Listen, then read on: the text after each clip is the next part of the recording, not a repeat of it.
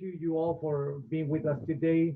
On behalf of Centro Cultural Mexicano and the board of directors, we'd like to thank you coming into our new Conexión Cultural or Cultural Connection. This is a new way to inform the community, to get to the community on these difficult times, that there is no other way to inform but social media, radio, internet radio, and everywhere we can try to engage and be in constant contact with our community.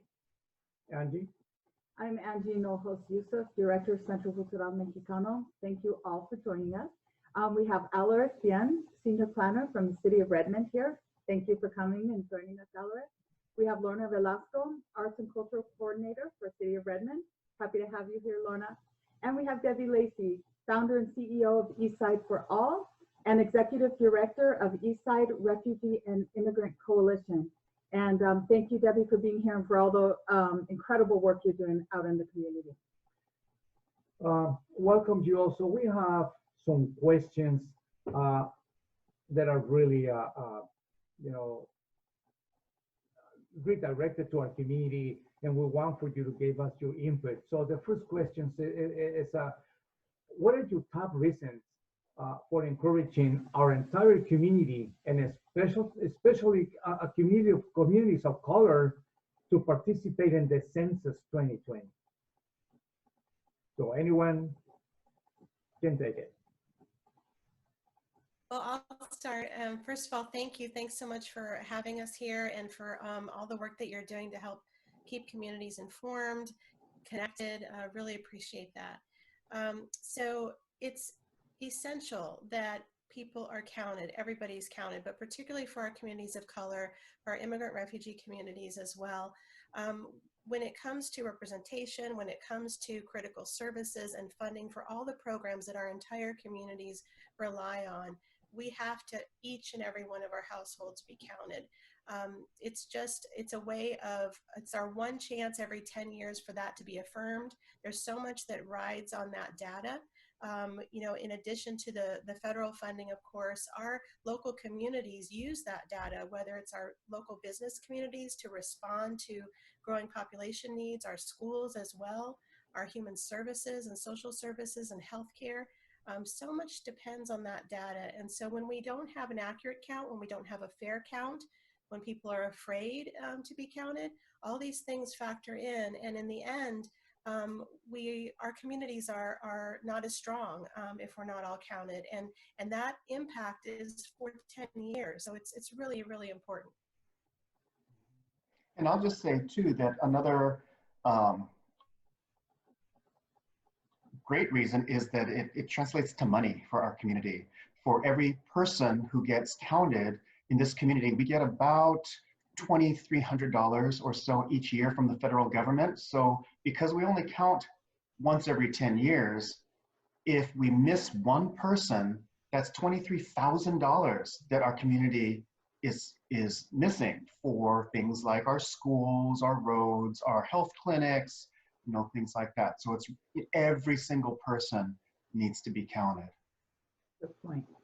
And I want to add, in terms of like the arts and culture department, an accurate census count helps us better understand who we are serving and also modify our outreach, the services that we offer based on the needs of the community. So as a community member, am I getting important messaging from the city in a language that's familiar to me? Am I hearing music and cultural events that's familiar to me? Are my religious practices honored and celebrated? How I'm seen and how I'm celebrated allows me to feel like I belong, and that I'm part of something, and I'm part of a city and a community, and it's better engagement for me to want to advocate for the needs that I will need from my community. Yeah, that's true. I would emphasize that as well. The city of Redmond has started a Welcoming Redmond initiative, and one of the first things that we did was to put out some just basic city information in our top 5 languages other than English, and we used the census numbers to figure out which languages those were. It was a small first step, but that's something that we want to build on, not just for arts and culture, but in terms of other services, human services, making sure that everyone in our community has access and that everybody truly does belong.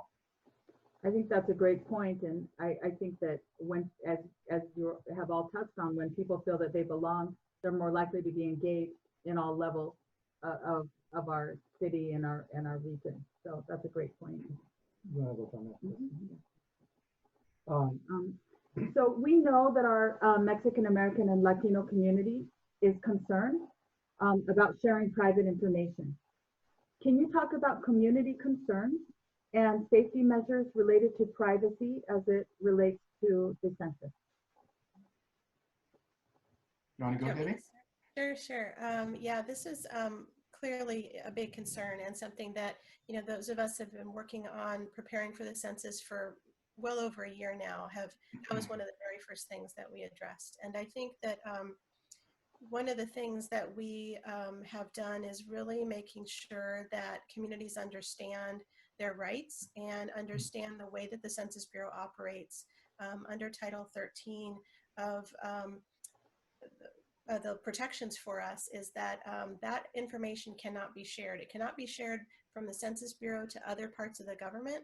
And the information that does get shared by the census is broken down in a way that it is totally separated from any identifying information about how individual households or individuals within those households. And so we have tried to really make sure that people understand that. And as you know, though, there is a difference between understanding what the laws are and really feeling secure and confident that those laws will be followed. And that has been very honestly one of our challenges. And it's not just this census. These same concerns came up the last time and they come up repeatedly, particularly when we look at some historical impacts on different communities of color, immigrant communities, and the way that government information collected by the government has been used to harm communities. So that is real. And I think that, you know, without talking too long here, I just want to say that our approach with all of our communities is to do the best that we can to share what the legal protections are, to help people feel empowered about their choice in their participation. And, you know, another issue that has come up is not just the privacy of that information within the government, that being kept secure, but also cybersecurity issues, with this census being the one where everyone has the invitation to submit their form online. So we've been tracking that, the cybersecurity measures in place, and also trying to communicate that to our communities too, because that is a big concern too. That's a very good point. It's kind of a whole different aspect of the privacy issues. Yeah. So I just want to reiterate that, you know, the law says that the Census Bureau will not share information with anyone else. That includes immigration and ICE. It includes CIS. It includes the IRS, the FBI, the CIA, all of the government letters that you can think of. They are not allowed to share that. And even the people who are handling the data are bound by the law to not disclose any of that information for 72 years, I believe, 72 years, Yeah. right? So by that time, I won't be around. So the legal protections on paper are there. And I think it is really up to every individual to decide, you know, to understand what those laws are and then make the decision for themselves. I appreciate Debbie and Alaric really driving home the notion that there is federal law that you cannot share personal information, and it's only used for statistical purposes. Because frankly, there has been breaches of trust that's occurred with the Mexican American community, Latino community, and also other immigrant communities. With Washington licensing, sharing personal information with ICE, this current administration's attempt to add citizenship question onto the census, you know, it's counterintuitive for communities who are already afraid to answer their doors, to want them to participate in the census. And so we rely so much on like the building of trust for census takers to have skill sets or language to speak to community about what the census is, a great deal of re-education on what the census is. And I think having like cultural organizations and cultural leaders like Angie and Carlos and Centro Cultural Mexicano to really reach out to communities and provide this trust development, this re-education of what the census is. Yes, and that's a really good point. I think because of past experiences and historical experiences, it's not, several of you made that point, it's not an unfounded fear, it's a very real, and it's based in some history, but it's good to know that there are some protections there, and that's probably the biggest question that we get about the census. So I'm glad you were all able to give different perspectives on that. And I really want to emphasize that the most we let our community know that they are protected, the more they're willing to engage and participate in this coming census. That I have, with the difficult times that we're going through, I'd like to ask you, all of you, what can you tell us about the change of dynamics and community response now that we have this COVID-19? What's been I know that there's been a change even for the Centro, engaging the community and developing some. We need to be more creative now when we look for different ways to approach our communities. But what can you tell us, what have you done to change those dynamics to make the community, aware that the census is still going on? Got so many community organizations like yourselves that were geared up right for the census, and it was an 11th hour change in plans. We all talked about switching over to Plan B, and it was extremely challenging and frankly heartbreaking because we had so many amazing events planned, and I think communities and organizations like yourselves have been really creative about trying to figure out how do you do outreach when people are quarantined in their homes and can't get to the libraries, can't get to community centers, churches. It's just been really challenging. So whether it's your art displays that you have so beautifully at the Redmond Downtown Park, or using of social media, texting, personal phone calls. We have a great Trusted Messenger program that's happening statewide, and that's relying on community members to call their neighbors and friends and family members and see if they need help with the census. So and then, of course, we know the operations itself for the census has been changed, with the self-response now being underway and delayed as far as the deadline until October 31st. There's so many things that have shifted. So we've really relied on our local partnership specialists with the census to keep us informed about these changes and just do the best that we can to get that information out and let people know they still have time to respond, and it's so important to do so. Yeah, and I think the other thing that we should probably mention is that, well, so don't wait until October to do your census. Do it now. No, If you haven't done it, do it now, right now. But the other piece that now that we're all, under this stay home, stay safe, stay healthy, we're under the stay home order, that, doing your census now online, if you have access to the internet, I mean, seriously, it took me about 9 minutes. And I had to look up information because we have extended relatives living with us here. But it doesn't take that long. And if you do it, then you're done. Nobody will come knocking on your door, talking to you, because honestly, who wants to talk to a census taker if you don't have to? So I think it's just. Can you mention something about that? So if people fill out the census online, then they won't have somebody, right? But if they don't fill it out, there's that possibility of having a census outreach specialist come to your door to try and collect that information. So that's one way to avoid that, you're saying. Yeah, that's exactly right. Yeah. So, and then, filling it out completely also, there are no questions. Nobody's going to come back and, say, hey, you didn't fill out this part or you didn't do that.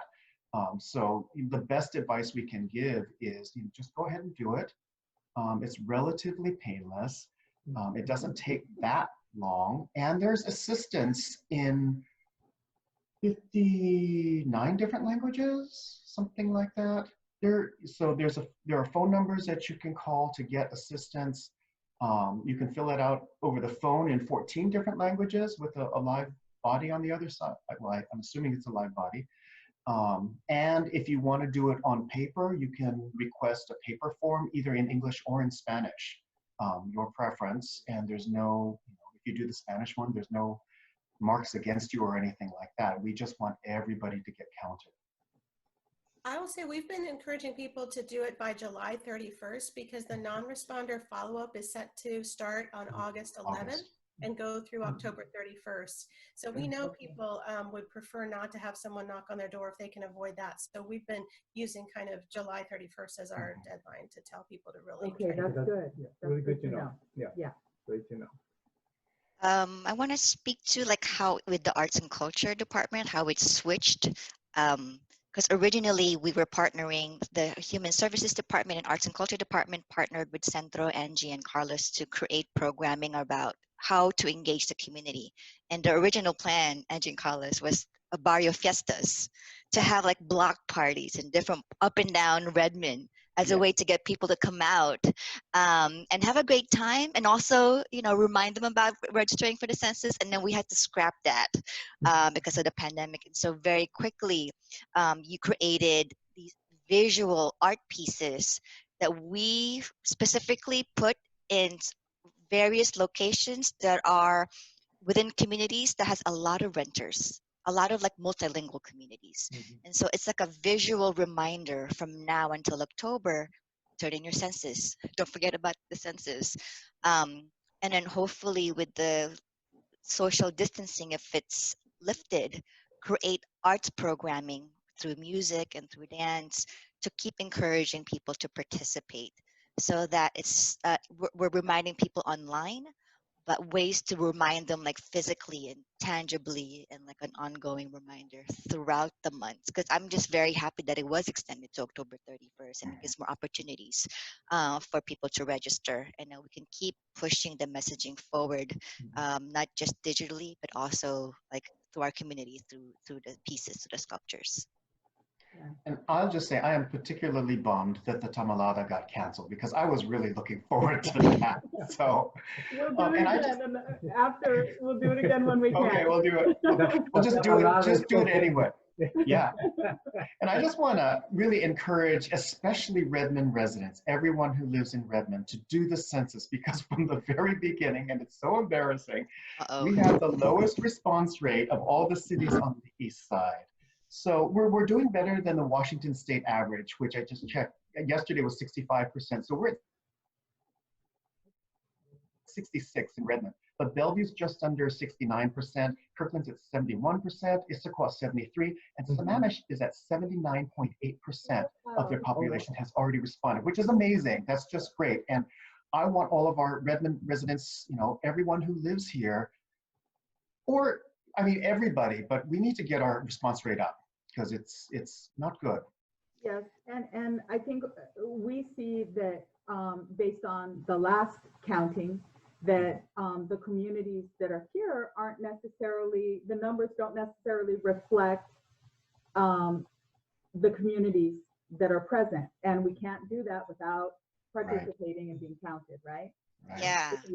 I'm gonna add to that I really feel that it took a little bit of time to get in contact with the community throughout the digital, you know, elements that we have.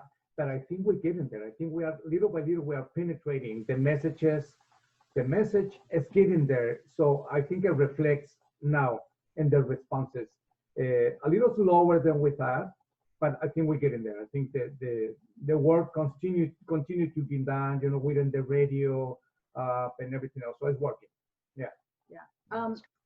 Also, I just wanted to, Debbie, could you talk a little bit about your website, because you have so many great resources on there, and it's such a useful place for information, for links. There's just so much on there about COVID and different things. Can you talk about how we could access your website and what people might find there. Sure. Thanks, Angie. So couple websites, actually. First, I just want to highlight the eastsidecensus.org. And that's not just my project. That was entire East King County kind of contributing to what is our community's response to the census. And so there's multilingual information there and lots of good resources, including contact information if you have questions. So that's eastsidecensus.org. We also have a Facebook page. It's Eastside Census. And we encourage you all to kind of post there and please share the posts. And then the COVID-19 response resource directory for East King County is at Eastside for All. So if you go to eastsideforall.org, that's where we have compiled multilingual resources and done what we could to provide an equity lens and a race and social justice information as well. So you can look at local King County data on some racial disparities happening that we know our communities, our Latinx communities and our Black and African American communities are being impacted disproportionately, both in the rates of getting the COVID as well as hospitalizations and deaths as well happening. So, and that's not to mention the lack of access to resources. There's just some incredible disparities when we look at who's getting the unemployment benefits. We could go on and on, have a whole other podcast on that. But thank you so much. Yeah, those are a couple of websites that I wanted to point out. Yeah, and speaking of the, the pandemic statistics, King County Public Health recently came out with a, on their website, disaggregated data by race and ethnicity. And so it really showed particularly African-American and Pacific Islanders being hit particularly hard. And the Latino community, strangely enough, isn't showing those similar effects. And nobody thinks that the Latino community is not being hit by COVID. Everybody knows that they are, and it's probably because they're just not being counted. And so it's the same thing with the census. If you're not being counted, you don't count, and the resources can't be targeted to the community. The attention can't be given to those particular parts of our communities. So it really is important, not just for the census, but all around, that we know exactly who is, affected in our community. I'm just gonna, emphasize on what you're just saying, Alaric, that I think our community, speaking on behalf of the Latinos and the Mexican American community, I think is that they're totally afraid, they're terrorized about the actions of that has been throughout the last year and so on, for not applying for services, even trying to go to a medical clinic to get tested. So we get some phone calls at the center. Well, what's going to happen to me if I go to X clinic? I don't feel good. What am I going to do? Are they going to ask me for Social Security? I don't have it. Are they going to ask me if I documents or not? So you're just right. I mean, they haven't been counted. Yeah. That's what it is. So it's reflecting now. That is something to be concerned more than anything now. Yeah. What's with the East Side and particularly Redmond, it's such a diverse community. It's become multicultural, and it'll be important to really count everyone. There is this idea like Redmond is an affluent city and that everybody has like high degree of education, but that's not really the case. In reality, there's pockets of neighborhoods that are lower income. There's pockets of neighborhood that's multilingual, a lot of renters, and the undercounted are those immigrant populations, the lower income, the multilingual populations. And so reaching out to those communities is critical, and it's important so that we're not undercounted. A lot of people who are needing the services of like transportations and school, government funding in after-school programming. A lot of people rely on that. And so to have an accurate count speaks to an accurate amount of funding and services to keep the programs going. And I think it's another segment also of our community that are really, really suffering, which is the seniors. the Latino seniors, and another segment that I'm going to say it, from time to time we forgot about it, is the veterans. Our veterans are starting to be forgotten on this emergency moment. And I keep mentioning this because I seen it, we live in it, we have some friends that are veterans and they're totally forgotten about it. They're just because they're just there. Some are suffering for homelessness, and so it's really heartbroken to see our heroes from different eras. But our seniors also are suffering tremendously, and we can see. I believe you have seen it everywhere you drive. Now you see trailers and trucks with furniture moving from part to part. So that's also a reflection. It's a picture of what's going on right now. So, but once again, Alaric, I think you hit right on the one. Our communities that are in need needs to be counted. Those gaps needs to be, filled one way or another. And I think the work that we do, all of us, it helps. So, on the case of the city of Redmond, Alaric, there is a website that any citizen can go to and consult for any assistance, or should we rely on the community agencies or the community resources agencies, Alaric?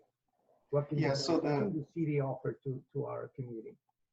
So the city website, redmond.gov, has a census page. So you can just use the search bar to type in census, or you can go to, I think it's redmond.gov/census 2020.